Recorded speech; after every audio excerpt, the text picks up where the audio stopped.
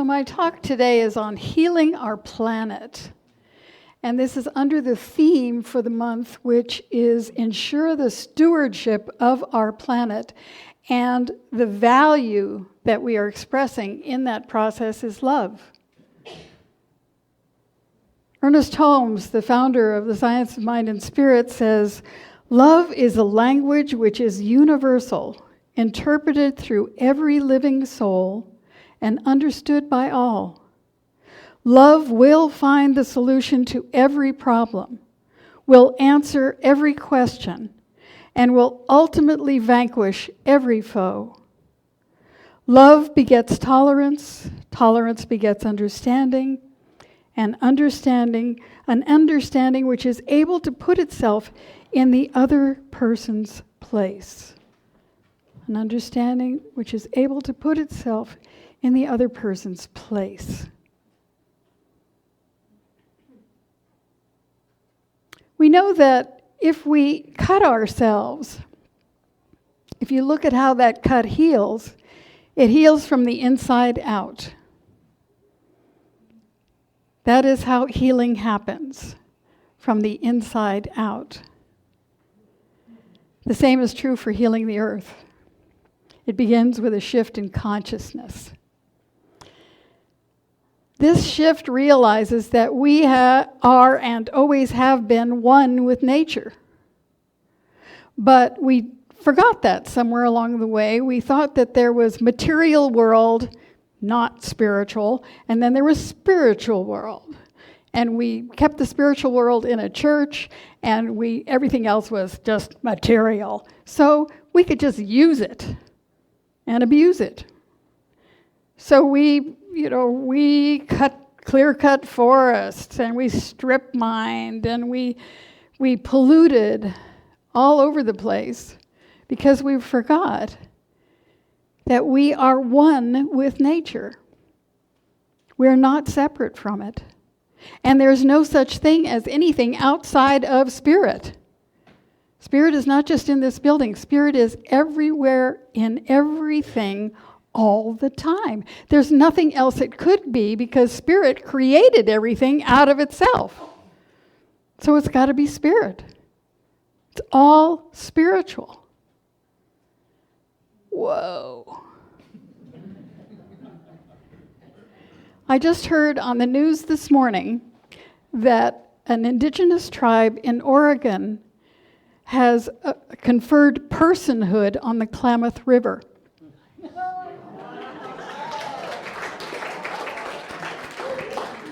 Absolutely. And they also mentioned that the city of Toledo, Ohio, had declared personhood for Lake Erie.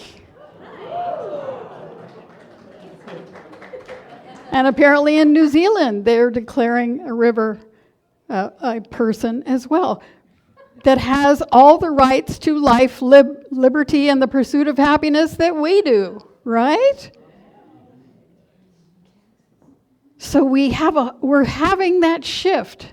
The shift is happening to realize that we're not separate from nature. That nature is who and what we are. And that nature knows how to heal itself. I recently was up in Yosemite. And I went there in June. I was very fortunate. I went in June, and then I went again in September.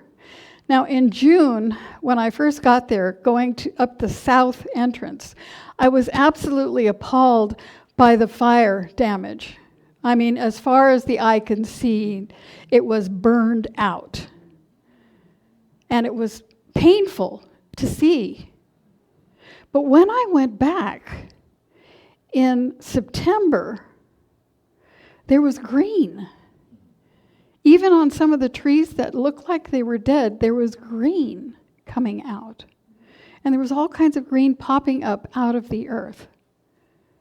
So nature knows how to heal itself. In fact, fire is part of the process of growing a redwood tree.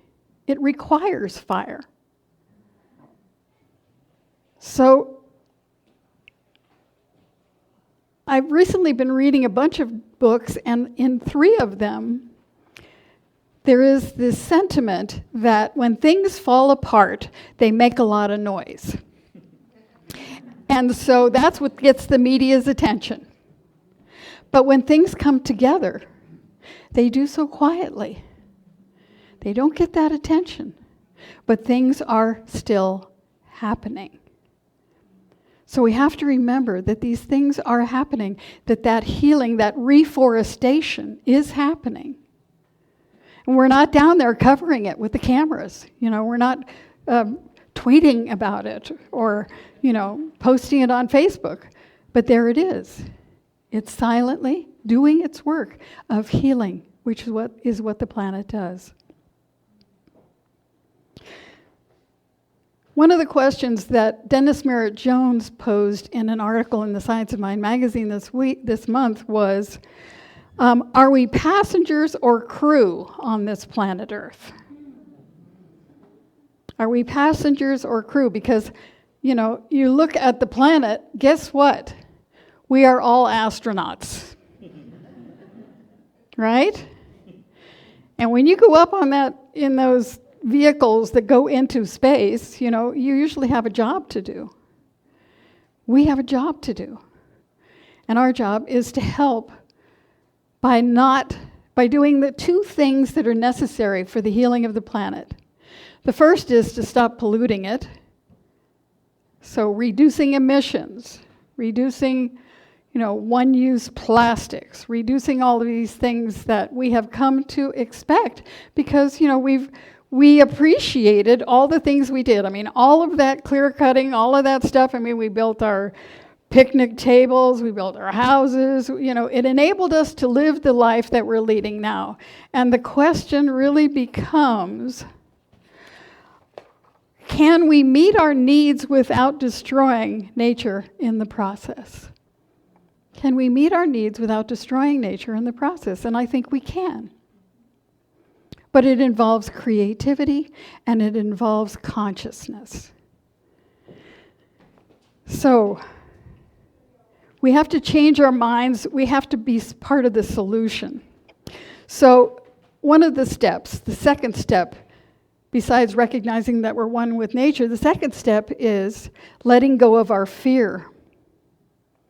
If we just read about all the stuff that's happening, and believe me, I just read through this entire Time magazine, and you could get sort of like, but no. Because what we know in this metaphysical community is that worry is negative prayer. Worry is putting a thought with an emotion. This is what generates an energy vibration in the universe that brings to us something that meets that vibration. And so when we worry, what we're doing is putting a fearful thought with fear, and believe me, that's a powerful emotion, right? So it brings us what we don't want. So it's really important for us to let go of our worry and say, what good stuff is happening in the world? What are people doing, and how can I support that doingness? One interesting thing in this magazine was that it has climate optimists in columns along the side. And I was very interested to note that all of the climate optimists are women. Just saying, right?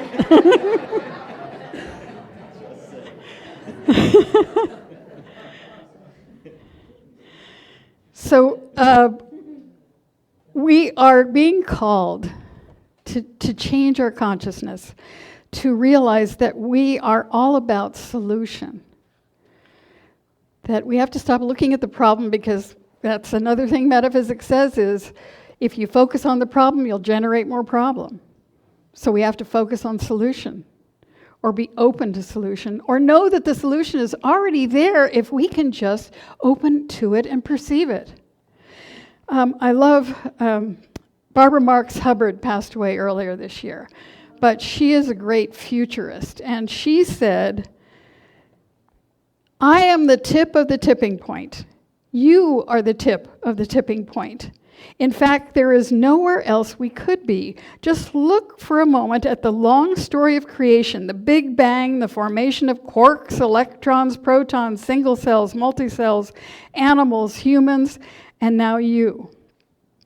Going through that entire story toward more consciousness, more freedom, more love, that's a 1.37 billion year trend. That's a long trend, folks. So let's feel into that and see where you might be in terms of the present moment of history.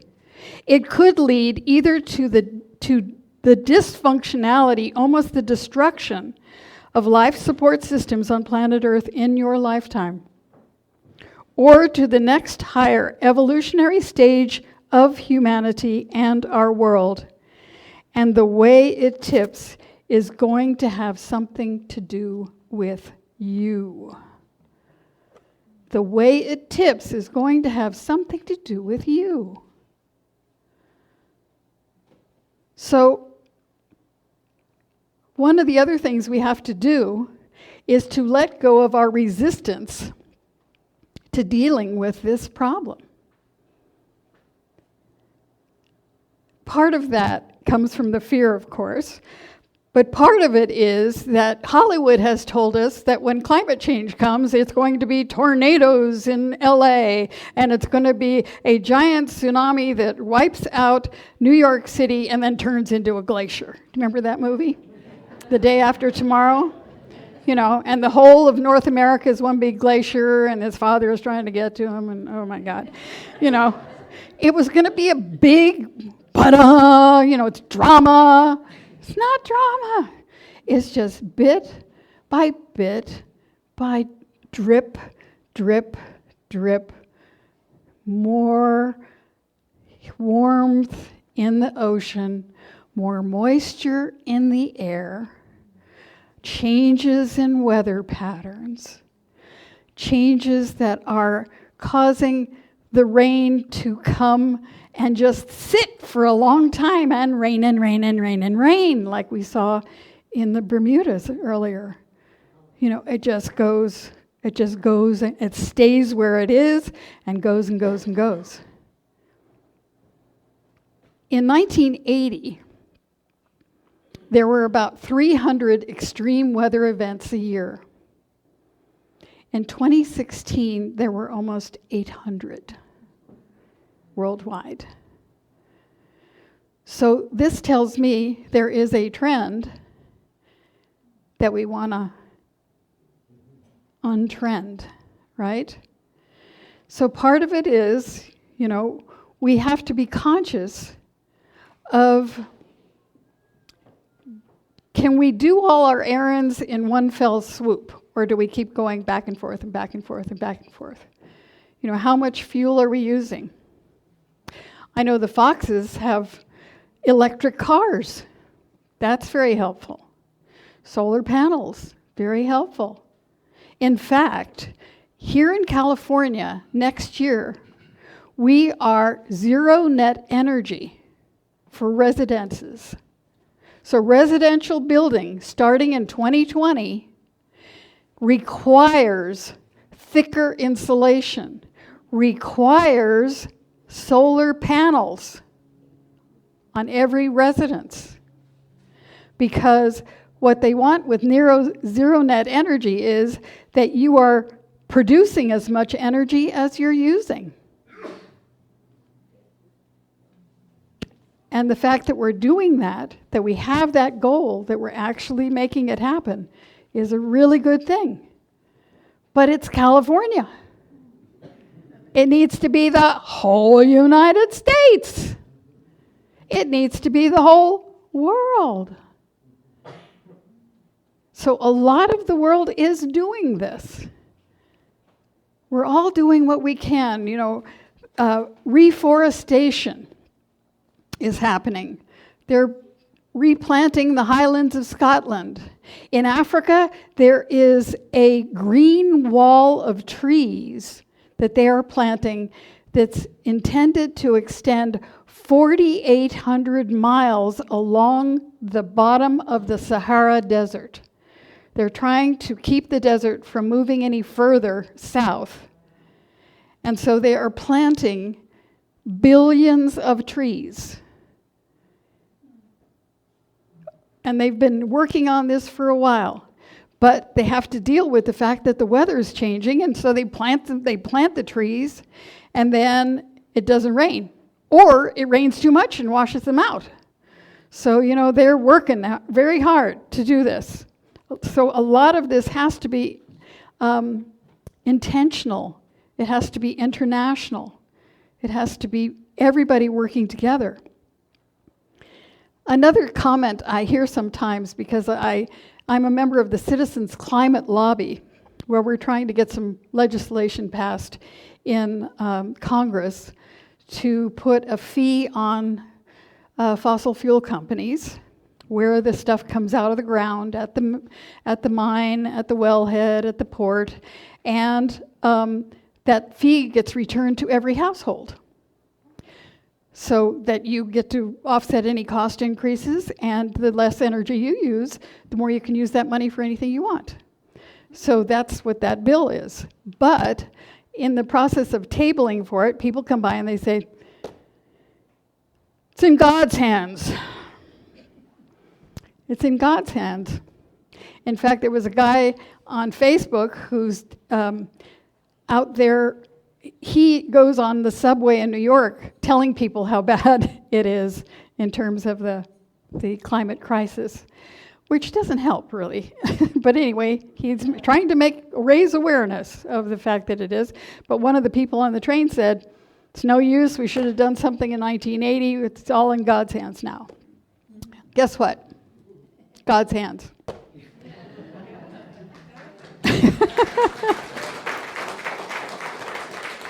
I mean, even if you read the Bible, God doesn't just do stuff. There's Abraham and Moses and, Noah. All these people get called by God. Jesus, they get called by God to do something. So our work is to go to prayer, because that's what we do. We go to prayer, we meditate, and we listen for what is ours to do. What is mine to do right now to save this planet? I have to tell you, I was part of the global climate strike on the 20th, and I was talking to a friend who went to the one in Truckee, and she said that the teenagers from the high school were chanting, "You're going to die of old age, and we're going to die of climate change." Now, that's pretty sad.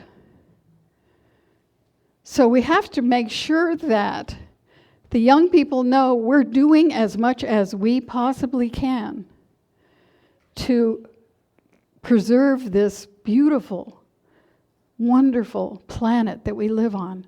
I mean, we have looked out into the universe very, very far, and we cannot find anything that is so beautiful and is so life-sustaining and life-creating as this planet that we live on.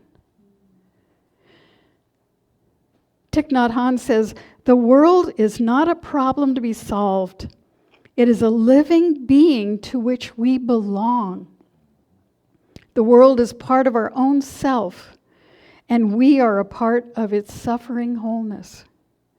Until we go to the root of our image of separateness, there can be no healing. And the deepest part of our separateness from creation lies in our forgetfulness of its sacred nature, which is also our own sacred nature." So we have to remember that we are sacred beings, here by divine appointment, to do our part to evolve the consciousness of the planet and the consciousness of life itself. That's what we're up to. we're opening to a greater realization of who we are as sacred beings, and we are honoring, cherishing, and loving our sacred earth. And in that process, we are guided to that which is ours to do. Albert Einstein said, "The intuitive mind is a sacred gift, and the rational mind is a faithful servant. We have created a world that honors the servant, but has forgotten the gift." So it's saying we have to honor our intuition. We have to honor what we are guided to. We have to know what the solutions are, and they are out there. There are, one step we could do is write to our congresspeople and say, would you please stop subsidizing fossil fuels? I mean, they're making money hand over fist. Why are we subsidizing them? That's my question. Why are we subsidizing the building of coal-fired plants in Africa? I have no idea. And I don't think a lot of our congresspeople even know that that's happening. So I would like to say, you know what? I'm going to just write to somebody and say something. And I do that a lot. I am writing. And we have to support organizations that are doing something like 4 Oceans. I don't know if you've heard of them, but they are removing plastic from the ocean. There is a woman in Menlo Park. She has a new company called BioSelection, and it's spelled BioCellEcTion, selection, like cell. And what that happens is she takes polyethylene plastics that cannot be recycled, and she cuts them up, and she breaks them into little pieces. She breaks them into their component parts. She breaks apart the carbon, and she makes it into stuff that can be used to create other things that are usually created from petroleum products. Great idea. So there are people out there coming up with these solutions. So let's pray for those people who are coming up with solutions. Let's pray that we support those solutions. The book Drawdown, I don't know if you've seen this one, the most comprehensive plan ever proposed to reverse global warming. Okay. 100 things that are already technology that we're using today that we just need to use more of. So let's do that. Let's do that. Let's find out about that solution. The solution already exists. Let's find out what it is. Let's support it. Let's pray for it. Let's do what we can and run with it, because our life depends on it. Our children's lives depend on it. Our grandchildren's lives depend on it. That's where we are right now. Let's take it to prayer.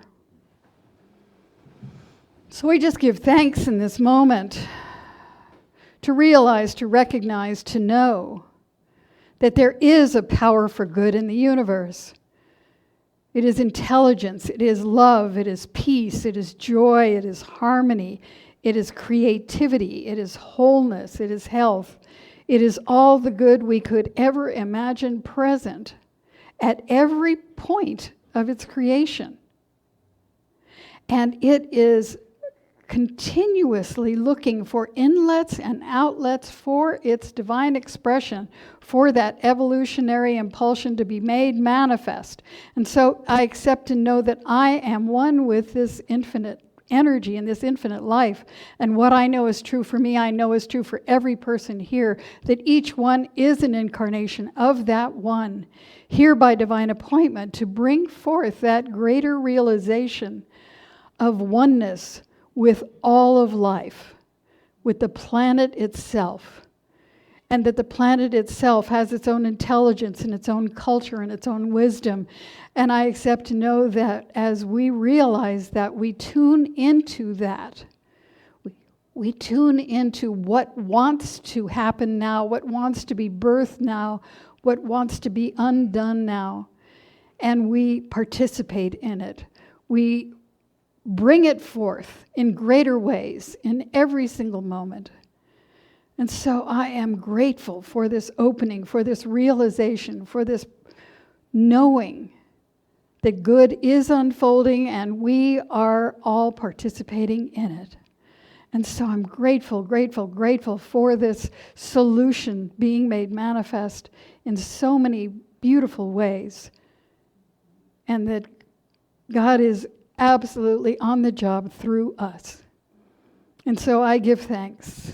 I give thanks. I give thanks for the peace, the love, the prosperity, the joy, the harmony, and the wholeness that is happening right now as I release my word into the law, knowing that the law responds by corresponding to this energy and brings it into perfect manifestation. And we affirm this together as we say, and so it is.